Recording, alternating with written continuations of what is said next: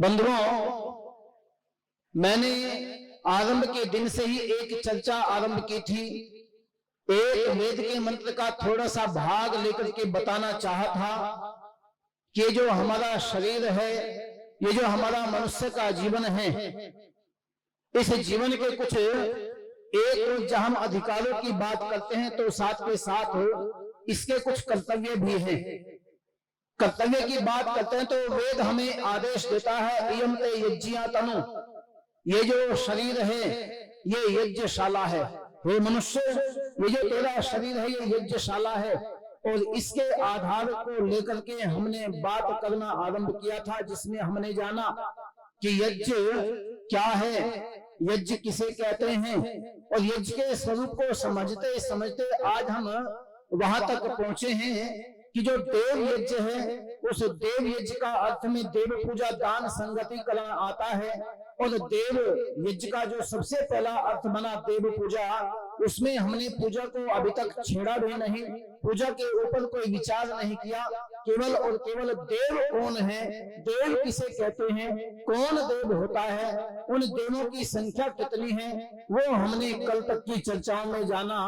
और बंधुओं, उसको आगे बढ़ाते हुए निवेदन आप लोगों से करना चाहूंगा कि हमने अंतिम चर्चा में इस बात को जानने का प्रयास किया था कि देव जहां 39 की संख्या हमें प्राप्त हुई, उन 39 की संख्याओं में हमने उनको पहले दो भागों में विभक्त किया। एक हमारे जड़ देव कहलाते हैं और एक हमारे चेतन देव कहलाते हैं। उन जड़ देवों को और चेतन देवों को हमने तीन भागों में विभक्त किया, जो हमें इस वैदिक सिद्धांत को त्रेतवाद की पुष्टि करता है। उस त्रेतवाद में हमने इन देवों को, इन जड़ देवों एवं चेतन देवों को रखने का प्रयास किया। अर्थात वे तीन देव कौन से बने, ईश्वर, जीव, प्रकृति, इन तीनों विभागों में जो रहने वाले बन गए हैं, उन देवों के ऊपर चर्चा हमारी चल रही थी। हमने जाना कि जो ईश्वर का विभाग बन जाता है, उसमें अकेला एक ईश्वर ही आता है, कोई दूसरा देव उसमें शामिल नहीं होता। जब हम जीव जगत की बात करते हैं तो उसमें हमारे जो पांच व्यवहार के देव हैं, जिसमें हम माता को देव कहते हैं, पिता को देव कहते हैं, आचार्य को भी देव कहा, अतिथि को भी देव कहा, पति के लिए पत्नी देवी बनी, पत्नी के लिए पति देव बना। ये पांच प्रकार के देव हमारे जीव में शामिल हो जाता है। और साथ के साथ एक जिसे हम आत्मा कहते हैं, जो हमारे 11 रुद्रों में शामिल है, तो वह आत्मा भी जीव की श्रेणी का देव बन जाता है। इसको छोड़ करके बाकी जितने भी देव हमारे बने, वे सारे के सारे जड़ देव हैं। उनमें सारे के सारे जड़ देव होने के कारण से वे देव हमारे प्रकृति के देव कहलाते हैं, वे प्रकृति के देव कहलाते हैं। मैं निवेदन कल आपके बीच में कर रहा था कि हमने एक अपने मस्तिष्क में नई दृष्टि पैदा की, हमने एक बहुत अच्छे तरीके से देखना आरंभ कर दिया और हम ये पहचानने लगे कि जब भी कभी किसी देव का नाम आएगा तो उस देव को हम किस श्रेणी में रख सकते हैं, ये हम स्पष्ट कर सकते हैं। ये कल तक हमने जाना, हमने ये योग्यता हासिल की, ये योग्यता कल हमने प्राप्त की। जैसे मैंने निवेदन किया था कि गुजरात के अंदर कुछ वैष्णव लोग हैं, वे विष्णु के उपासक हैं, वैष्णव संप्रदाय से आते हैं। जब मेरा उद्बोधन हुआ तो उन्होंने खड़े होकर के कहा कि आपने अनेक देवों की चर्चा की, लेकर आपने विष्णु को छोड़ दिया। बंधुओं, मैं आप लोगों से निवेदन कर रहा हूं लगातार, जिन्होंने मेरी बात को पिछले कई दिनों से सुना है, हमने केवल विष्णु को ही छोड़ा या विष्णु जैसे और भी अनेक देव है जिनको हमने छोड़ दिया? क्या विष्णु से हटकर के भी कुछ देव हैं जिनको हमने छोड़ा? हाँ, ऐसे अनेकों देव आ जाते हैं। विष्णु के साथ साथ हम अगर बात करें, आज जिसका हम जन्मोत्सव मना रहे हैं, जिसे हम योगीराज श्री कृष्ण कह रहे हैं, अगर मैं इस देव की बात करता हूं तो आपके पास में तीन विभाग हैं। एक आपका ईश्वर का है, एक आपका जीव का है और एक आपका प्रकृति का है। आपके सामने एक देव आ रहा है जिसका नाम है योगीराज श्री कृष्ण जी महाराज। इसको आप कौन सी श्रेणी में रखेंगे? कौन सी श्रेणी में रखेंगे आप इसको? आदरणीय जी कह रहे हैं कि जीव की श्रेणी में, इधर से भी कोई बोल रहा था, पीछे बहन जी माता जी बैठी हैं, जीव की श्रेणी में रखेंगे। एक बार इनके लिए जोरदार तालियां बजाएं। मैं समझूंगा कि मेरा यहां बैठ करके बोलना सार्थक हो रहा है। हम उसको जीव की श्रेणी में रखेंगे। क्यों रखेंगे? क्योंकि उसका लक्षण है। और लक्षण क्या है कि जिस देव को अभी हम जान रहे थे, जिसके ऊपर चर्चा हो रही थी, इसका जन्म हुआ, इसका जन्म हुआ। जब तक इसका जन्म नहीं हुआ था, उससे पहले ये नहीं था। और जिसका जन्म होता है उसकी मृत्यु भी निश्चित होती है। और ये घटनाएं किसके साथ में घटित होती है? वे सारे के सारे लक्षण जीव के आ जाते हैं। वे सब लक्षण जीव के आ सकते हैं। यानी कि हम इसे ईश्वर की कोटि में नहीं रख सकते, इसको हम जीव की श्रेणी में रख सकते हैं। अच्छा, ये योग्यता हम लोगों ने हासिल तो कर ली है ना, कि जब जब किसी देव का नाम आएगा, अगर मैं आपके सामने एक और नाम रखूं जिसे हम केतु कहते हैं, हम केतु को कौन सी विभाग में रखेंगे? हम केतु को कौन से विभाग में रखेंगे? जी, प्रकृति में। उन्होंने कहा प्रकृति में। और कोई बताएगा? सत्यार्थ प्रकाश का पहला समोल्लास पढ़ेगा आप। सत्यार्थ प्रकाश का पहला समोल्लास आप पढ़ेंगे। केतु नाम परमेश्वर का भी है। इन्होंने कहा केतु नाम परमेश्वर का भी है और केतु नाम एक ग्रह का भी है, इसलिए उनका दृष्टिकोण भी अपने स्थान पर सही है। लेकिन जब जब ईश्वर जैसे गुणों की चर्चा हो रही हो, तब उसे हम ईश्वर वाले विभाग में रखेंगे। और जब एक भूमंडल के ग्रह उपग्रह की बात हो रही हो, तो उस समय हम उसको प्रकृति वाले विभाग में रखेंगे। आओ थोड़ा सा और विचार करते हैं, इसका पता कैसे चलेगा? पता कैसे चलेगा हमें? हम इस आधार से समझे कि आप यहाँ आर्य समाज में अनेक पदाधिकारी हैं, अनेक सदस्य हैं, यहाँ विद्वान लोग भी रहते हैं और यहाँ सेवक भी रहते हैं। अगर बाहर से कोई व्यक्ति आता है और उसने पूछा कि मुझे सोम प्रकाश से मिलना है, दरवाजे पर जो वहां गार्ड खड़ा हुआ है उससे पूछा कि मुझे सोम प्रकाश से मिलना है, और गार्ड कहेगा कि सोम प्रकाश से तो मैं तुम्हें मिलवा दूंगा, लेकिन भाई ये बताओ कि तुम्हारा सोम प्रकाश क्या करता है? क्योंकि हमारा जो आर्य समाज है, इस आर्य समाज का जो प्रधान है उसका नाम भी सोम प्रकाश है। एक हमारे सदस्य हैं, उनका नाम भी सोम प्रकाश है। हमारे यहाँ जो सेवक है उसका नाम भी सोम प्रकाश है। हमारे यहाँ जो पुरोहित के रूप में कार्य करता है उसका नाम भी सोम प्रकाश है। मैं तुम्हें कौन से सोम प्रकाश से मिलवाऊं? तो अब वो आपको उसका विषय बताएगा। वो विषय बताएगा कि मुझे तो अपने घर में यज्ञ कराना है, मुझे अपने घर में यज्ञ कराना है, और ये यज्ञ करने का कार्य कौन कर रहा है? ये यज्ञ करने का कार्य आपके पुरोहित जी कर रहे हैं। अच्छा, उस गार्ड के सामने अब कोई समस्या तो नहीं है?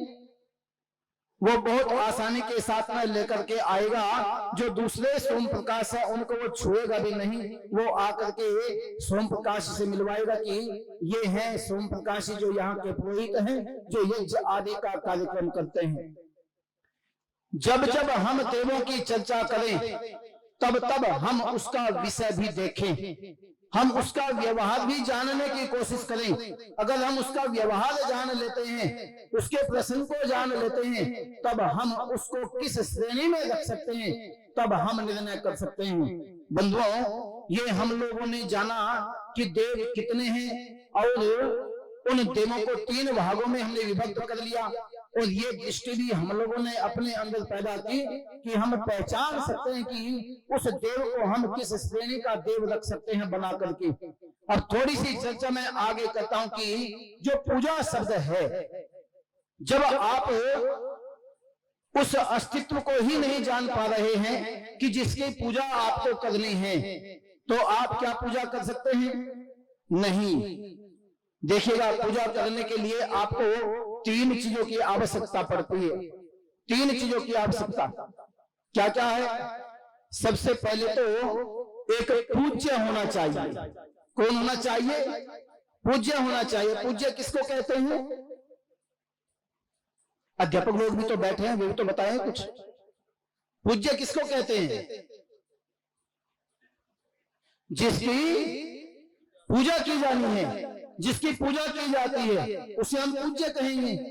एक होता है पूजक, वो कौन होता है? जो पूजा करने वाला है। अच्छा, एक पूजक भी है और सामने पूज्य भी है। अगर उनके पास में जो पूजक है, पूजा की सामग्री ही नहीं है, तो क्या वो पूजा कर पाएगा? नहीं। तो यहाँ पूजा की सामग्री भी आवश्यक है। तीन चीजें जब हमारे पास में होती है तब पूजा संभव होती है। बंधुओं, शास्त्र के आधार से देखते हैं, व्याकरण के आधार से देखते हैं, जो पूजा शब्द है ये हमें बताता है कि पूजा क्या कहलाती है। पता चला पूज सेवायाम धातु से पूजा शब्द निष्पन्न होता है। पूज सेवायाम अर्थात सेवा करने को पूजा कहते हैं।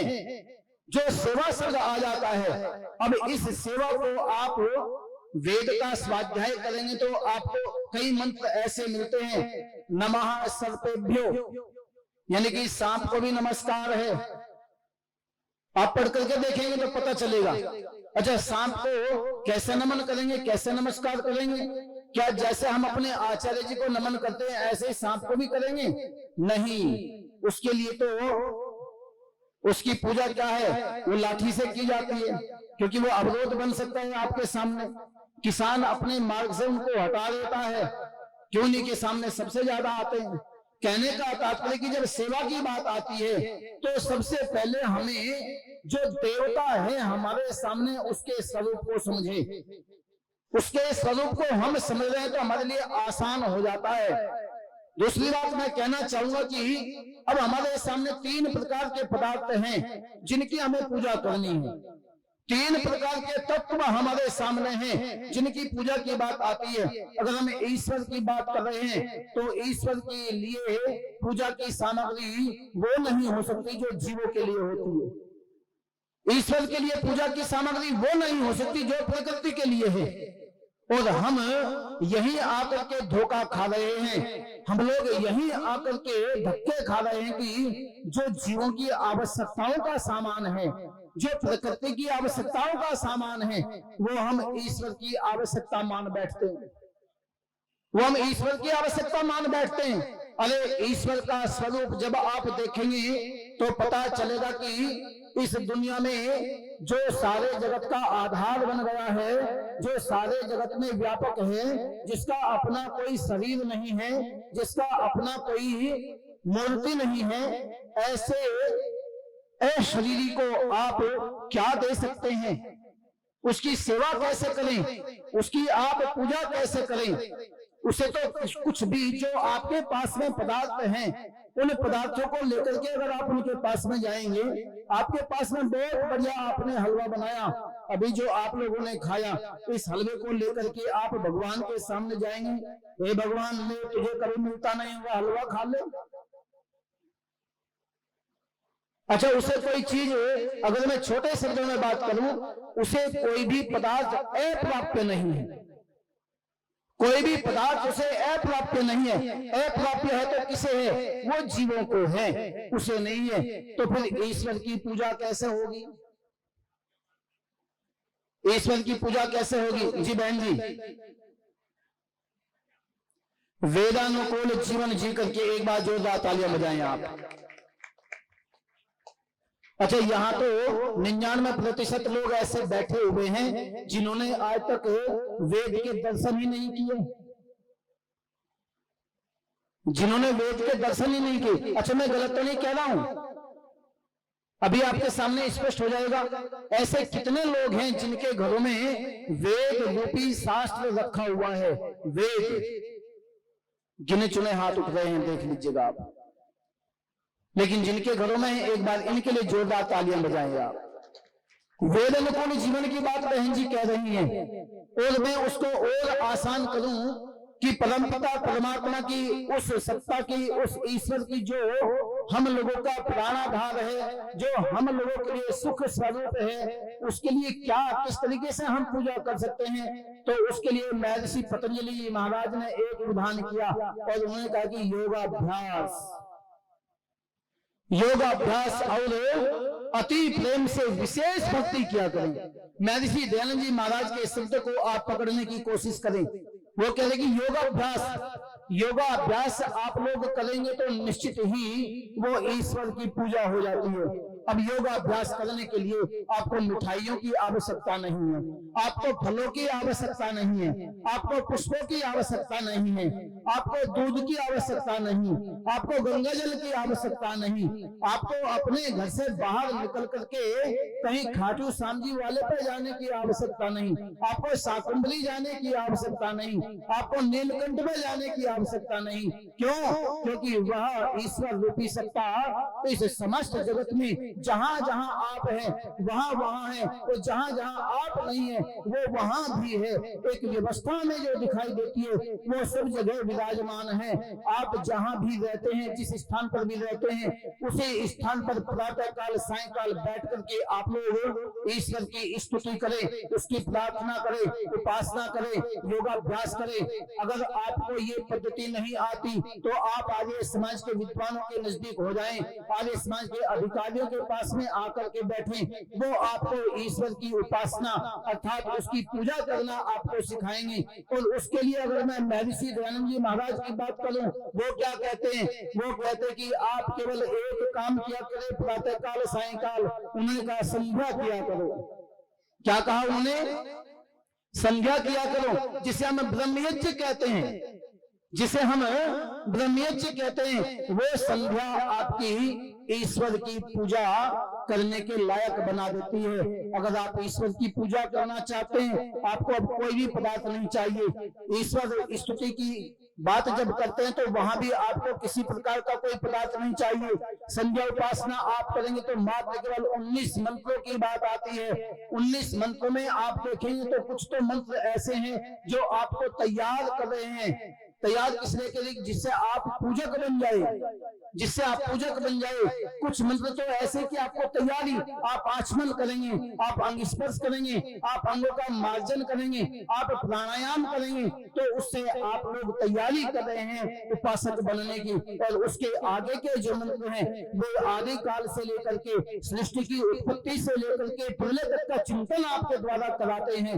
वो चिंतन जब आपका आरंभ हो जाता है, आप इस शरीर के ऊपर चिंतन करते हैं। इस शरीर के उपभोग के लिए परमपिता परमात्मा ने जिन जिन पदार्थों को बनाया, आप उनके ऊपर भी चिंतन करते हैं। वो स्थिति, प्रलय और उत्पत्ति, इनका भी चिंतन आपके द्वारा होता है। और अंत में जो मनुष्य जीवन का लक्ष्य है, जिसे हम धर्म अर्थ काम मोक्ष की बात करते हैं, इनके लिए उस संध्या उपासना में एक वाक्य आता है। संस्कृत के कोई अध्यापक बैठे हैं क्या? यहाँ कोई संस्कृत का अध्यापक है क्या? हमारे सोम प्रकाश जी बैठे, पीछे भी हमारे एक अध्यापक बंधु बैठे। संस्कृत साहित्य में एक शब्द आता है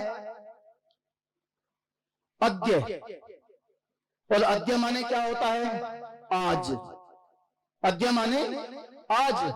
लेकिन जब आप संध्या उपासना करेंगे आपको एक शब्द मिलता है, हे ईश्वर दयानिधि। आगे क्या है? भवत कृपया अनेन जपोपासनादि कर्मणा। आगे क्या आएगा? धर्मार्थ काम मोक्षाणाम। उसके बाद का जो शब्द है उसको आप देखिएगा, वो कह रहे कि सत्य। देखिएगा वो उपासक, वो भक्त पूजा करते समय कह रहा है कि ये जो धर्म अर्थ काम मोक्ष, ये चारों प्रकार के जो पुरुषार्थ है ना, ये चारों प्रकार के पदार्थ मुझे बाद में नहीं चाहिए, मुझे आज भी नहीं चाहिए। सत्य माने कहते कि अभी, मुझे तो अभी चाहिए। ये योग्यता धारण कर लेता है वो भक्त। वहां किसी प्रकार की आपको आवश्यकता पदार्थों की नहीं होती। बंधुओं, ये आपकी ईश्वर की पूजा करने का विधान आपका ब्रह्मयज्ञ बन जाता है। जब हम जीवों की पूजा करने की बात करते हैं, उन जीवों को जो आपके आसपास है, जो आपके घर में है, जो आपके परिवार में है, जो आपके समाज में है, जो आपके नजदीक आपके सहयोगी बने हुए हैं, उनकी पूजा करना आपके लिए बहुत आसान हो जाता है। क्यों? क्योंकि उनके साथ में आपकी वार्तालाप होती है, उनके साथ में आपकी वार्तालाप होती है। उसके लिए महर्षि दयानंद जी महाराज ने कौन सा विधान किया? उसके लिए विधान किया पितृयज्ञ। कौन सा विधान किया? पितृयज्ञ में आप अपने घर में आपके माता पिता के तुल्य जितने भी लोग हैं उनको भी वही दर्जा देकर के आप उनसे पूछे किस प्रकार के भोजन की आवश्यकता है, आपको किस प्रकार के वस्त्रों की आवश्यकता है, आपका ऐसा कौन सा विचार है जिस विचार के माध्यम से आप समाज का कल्याण करना चाहते हैं और मेरा भी कल्याण करना चाहते हैं।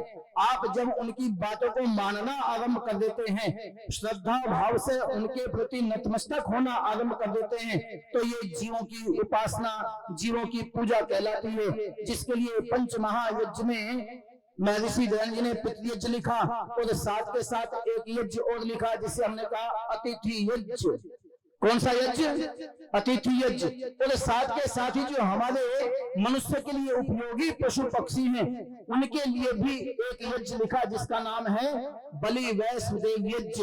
ये 3 प्रकार के यज्ञ आपका जो दूसरे प्रकार के देव हैं जो जीव की श्रेणी में आ जाते हैं उनकी पूजा करने का विधान बताते हैं। आपको कहीं जाने की आवश्यकता नहीं है, इन तीनों के रहस्य को आप जानने का प्रयास करें। जब बात आती है प्रकृति के देवों की, उनकी पूजा हम कैसे करें, तो उसकी पूजा करने के लिए महर्षि दयानंद जी ने विधान किया देव यज्ञ। कुछ लोग कह देते हैं कि आर्य समाज के लोग पूजा को मानते ही नहीं, पूजा पाठ करते ही नहीं।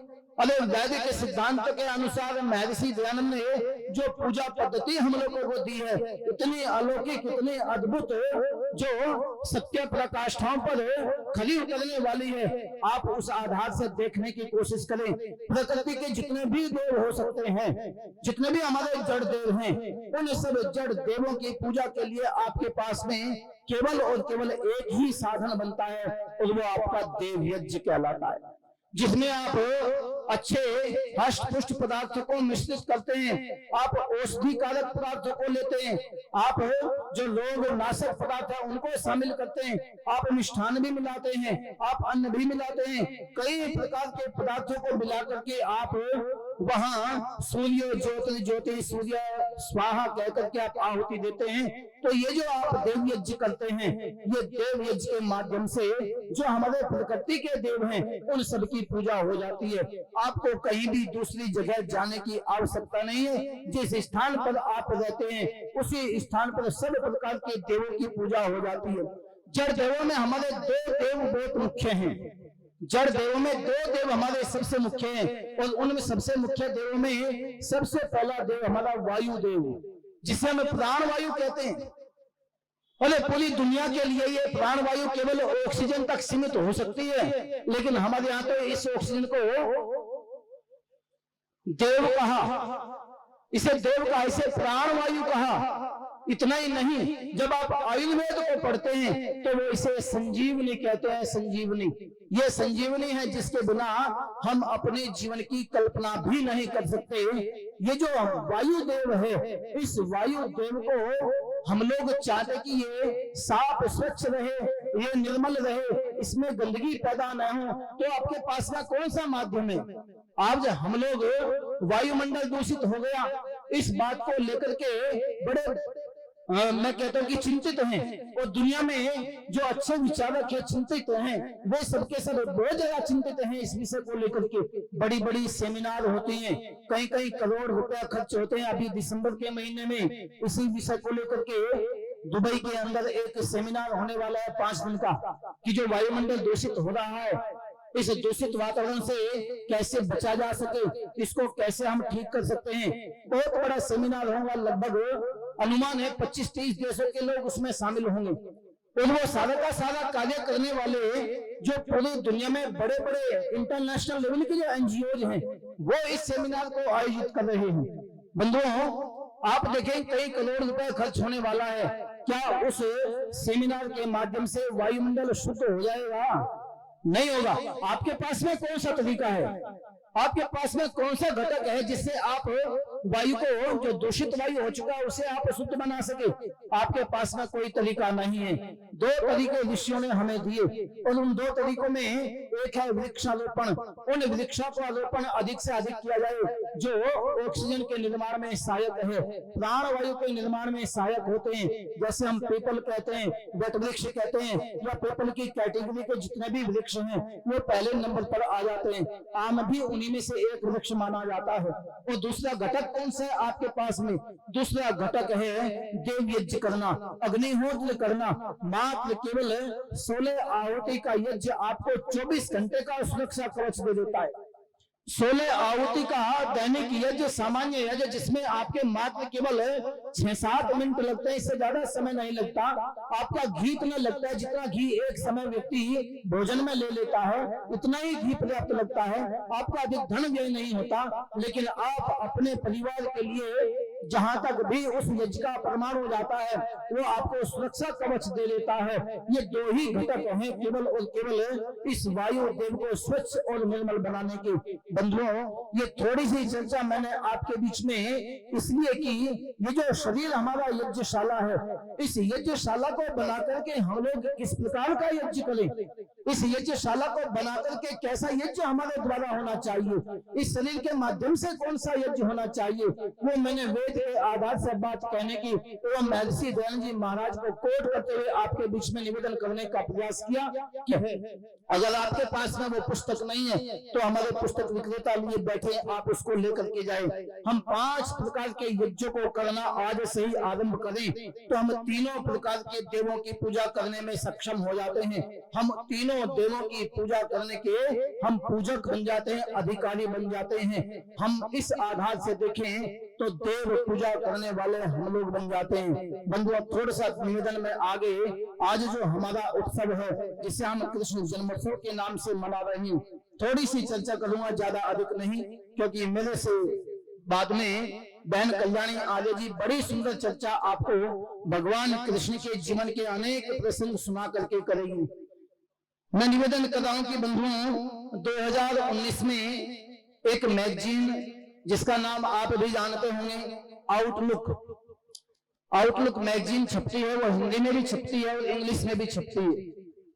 श्री कृष्ण जन्मोत्सव से पहले का जो अंक आया, उस समय एक लेखिका है और उसने उसमें एक लेख दिया, हम ऐसे कृष्ण को क्यों स्वीकार करें जो अपनी पत्नी रुक्मिणी को छोड़ करके किसी दूसरी महिला को प्रेम करता है, उसे अपनी पत्नी से भी ज्यादा महत्व देता है।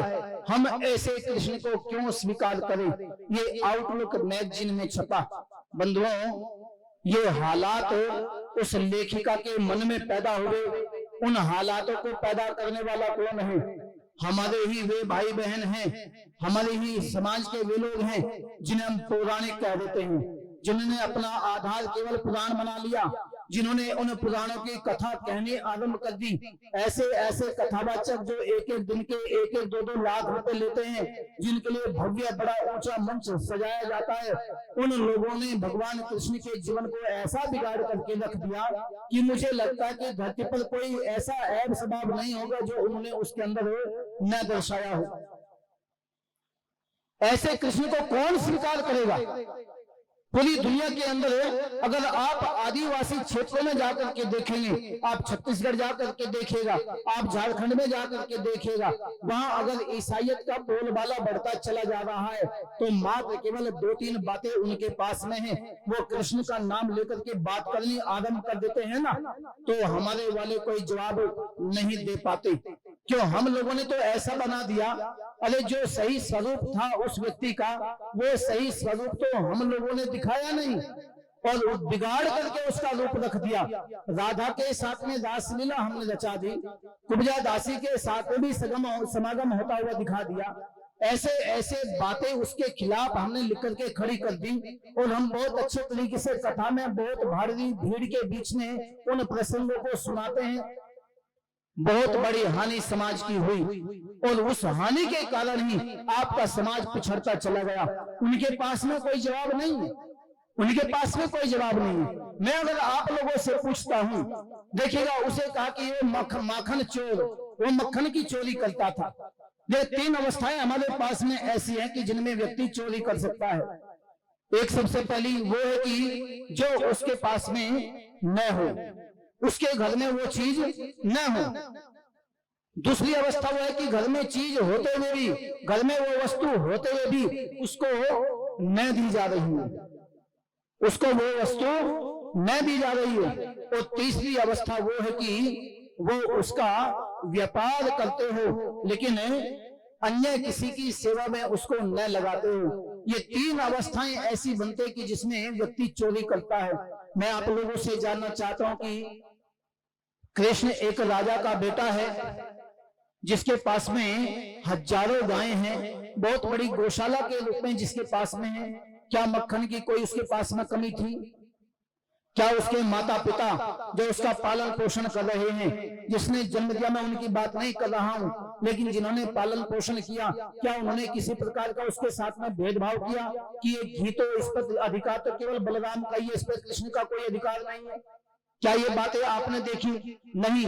लेकिन उसके बाद भी उसको माखन चोर घोषित कर दिया।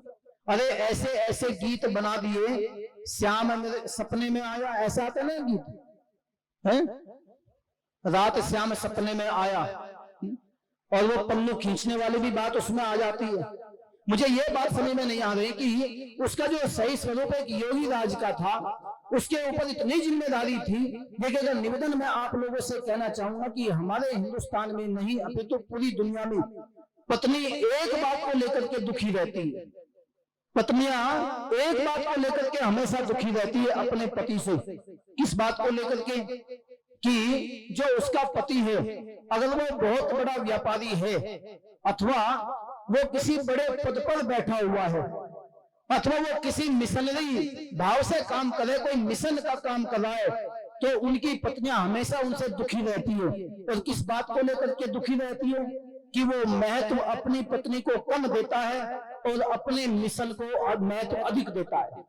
अपने मिशन को महत्व अधिक देता है। अगर मैं आइंस्टीन की बात करूं, जो एक वैज्ञानिक है, वह अपनी कार्यशाला में जिस समय घुसता है, वहां घुसने के बाद उसको 1 दिन हो गया, 2 दिन हो गया, घर से फोन जाते हैं बीबी के, वो फोन भी रिसीव नहीं करता, वो रिसर्च करने में लगा हुआ है। तो पत्नी बेचैन है, परेशान है।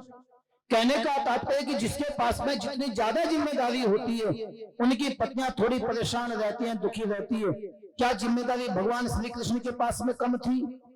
अरे उसके पास में ऐसी ऐसी जिम्मेदारी कि जैसे वो पल रहा है, बढ़ रहा है, उसको संकेत किया जा रहा है कि ये जो देश है, ये जो राज्य है, ये कंस जरासंध जैसे लोगों से दुखी है, इनसे छुटकारा भी आपको दिलाना है।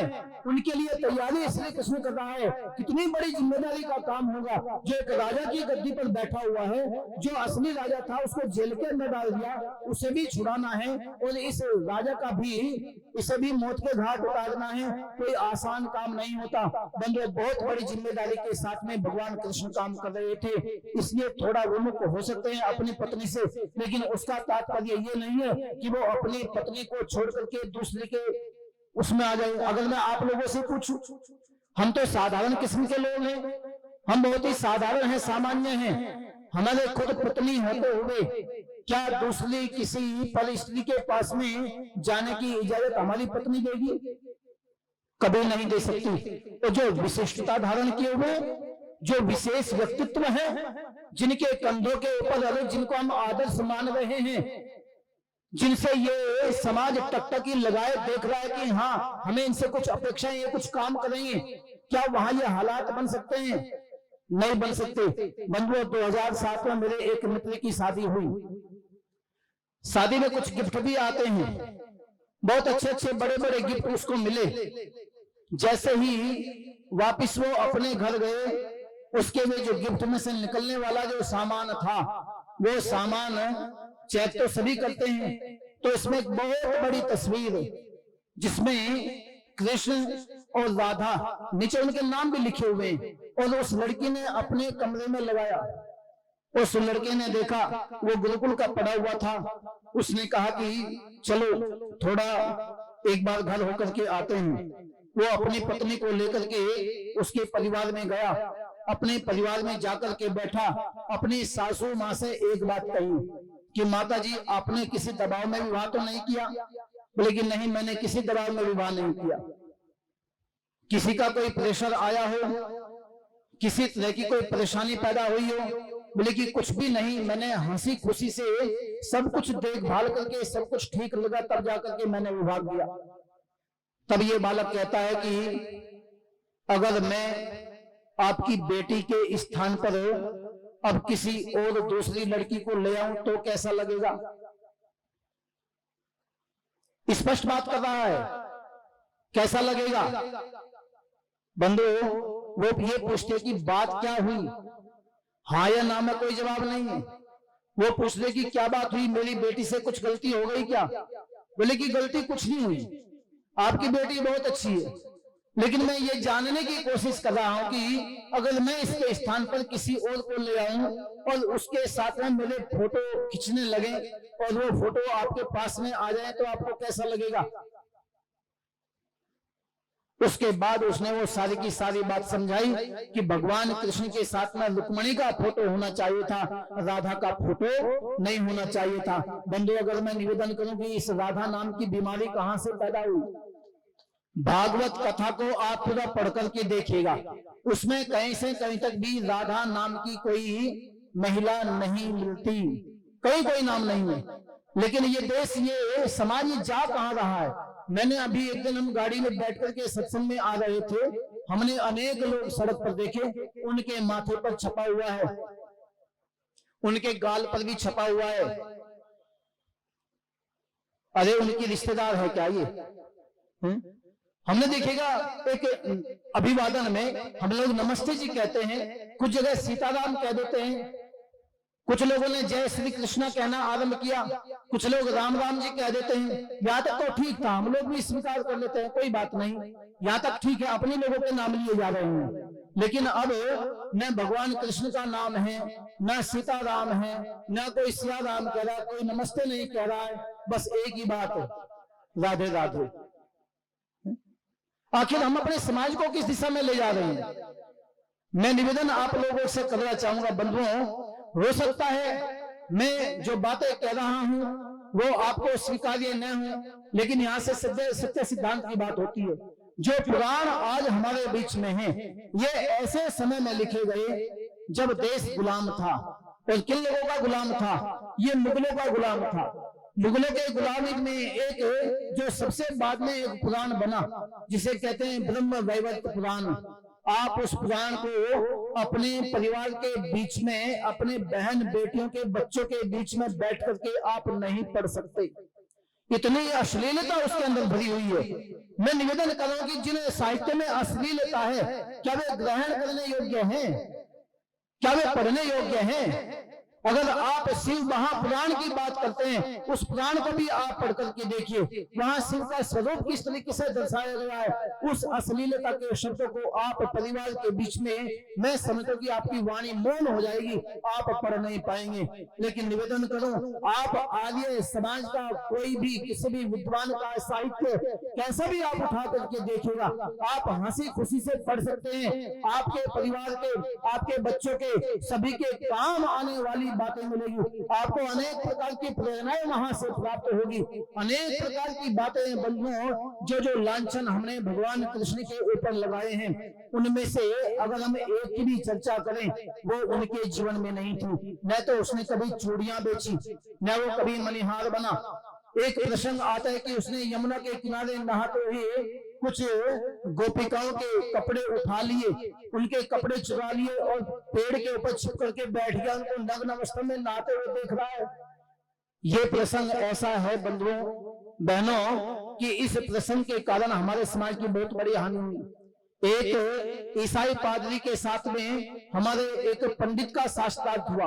वो पंडित जो रोजाना पोथे खोलता है, वो पंडित जो बहुत अच्छी अच्छी कथाएं करता है, उसका नाम है पंडित नीलकंठ शास्त्री, अपने जमाने का उद्भट विद्वान। और उसके साथ में एक ईसाई पादरी की चर्चा होती है, शास्त्रार्थ होता है। और शास्त्रार्थ होने से पहले एक शर्त लगा दी जाती है, अगर आप अपने धर्म से, अपने बातों से सहमत होते हुए न दिखे तो आपको ईसाई धर्म ग्रहण करना पड़ेगा, पूरी फैमिली के साथ में आपको ईसाई बनना पड़ेगा। बंधुओं, जब बात आरंभ हुई, अनेक बातों का जवाब वो उसने दिया, लेकिन जब इस प्रसंग की बात आई कि देखो हमारा प्रभु यीशु, उसने हमारे लोगों के पाप की गठरी बांध करके अपने सर पर वो शहीद हो गया, उसने हमारे देश के लोगों को पाप मुक्त कर दिया। ऐसा हमारा देव है, ऐसा हमारा भगवान है, ऐसा हमारा ईश्वर है। तुम अपने ईश्वर की बात करते हो। अरे तुम्हारा ईश्वर जिसे तुम कृष्ण के रूप में देखते हो वो कैसा था? उसने तो नहाते हुए लड़कियों के कपड़े तक चुरा लिए और वो उनको नग्न अवस्था में नहाता हुआ देख रहा है। ऐसा आचरण, असभ्य आचरण करने वाला जो व्यक्ति होगा, क्या उसे आप भगवान कहेंगे? अरे हमारे यहाँ तो ऐसे व्यक्ति को सभ्य इंसान भी नहीं मानते, आप उसे भगवान की संज्ञा देते हो। इस बात का जवाब पंडित नीलकंठ शास्त्री नहीं दे पाया और उसे ईसाई बनना पड़ा, पूरी फैमिली के साथ में ईसाई बनना पड़ा। इसलिए मैं निवेदन कर रहा हूं कि जितने भी ये बातें उनके ऊपर लांछन लगाने की आ रही है, आप सब इन बातों से अलग हो जाइएगा। उसके उस स्वरूप को देखने की आप कोशिश करो जो हमें योगी राज के रूप में दिखाई देता है।